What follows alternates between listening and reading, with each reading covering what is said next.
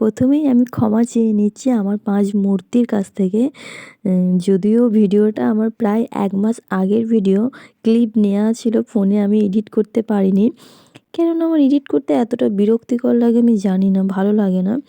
তো ১ মাস পর আমি এডিট করতে বসেছি। তার মধ্যে আমাকে আমার এক বান্ধবী বলেছিল ভিডিওটা দে বা আপলোড কর।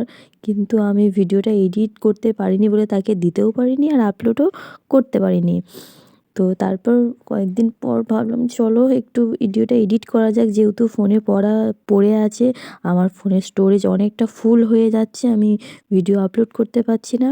তো তার জন্য অনেকটা দেরিতে ভিডিওটা ছাড়ছি। আর আমরা গিয়েছিলাম হচ্ছে দেবীপুরে একটু ঘুরতে, খাওয়া দাওয়া করতে ৫ বান্ধবী মিলে। তো তারপর আমরা সেখান থেকে খাওয়া দাওয়া করি, অনেকটা ঘোরাঘুরি করি, একটা সময় কাটাই।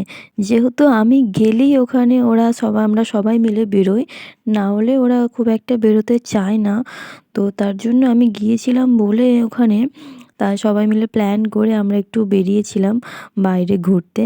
তো প্রথমে তো খাওয়া দাওয়া করে নিয়েছিলাম, তারপর আমরা ওখানেই আমাদের কাছে পিঠে একটু হাট বসে, সেই হাটে আমরা একটু দেখতে গেছিলাম কেমন কি বসে। যদিও আমি কোনোদিন হাটটাতে যাইনি, ওরা অনেকবার ঘুরেছে।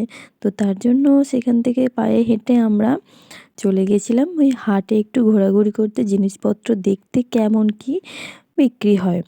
তো সমস্তটা দেখে টেখে নিয়েছিলাম, একটু বেশ ভালোই লাগছিল ঘুরতে, যেহেতু আমরা অনেক দিন পর ৫ জন মিলে বাইরে বেরিয়েছিলাম।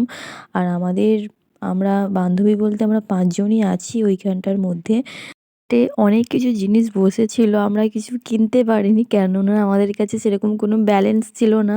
আমরা ঠিক করেও যাইনি যে আমরা হাটে একটু বেড়াবো। তো সেই দিন হাট বসেছিল তাই আমরা হাটে গিয়েছিলাম। তো তারপর ঘুরে টুরে একটু মোমো খেয়ে নিয়েছিলাম।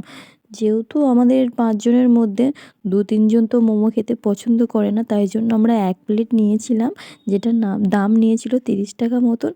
তারপর সেই মোমোটা সবাই মিলে ভাগ করে খেয়ে টেয়ে আমরা বাড়ি চলে আসি। হচ্ছে পরের কোনো ভিডিওতে।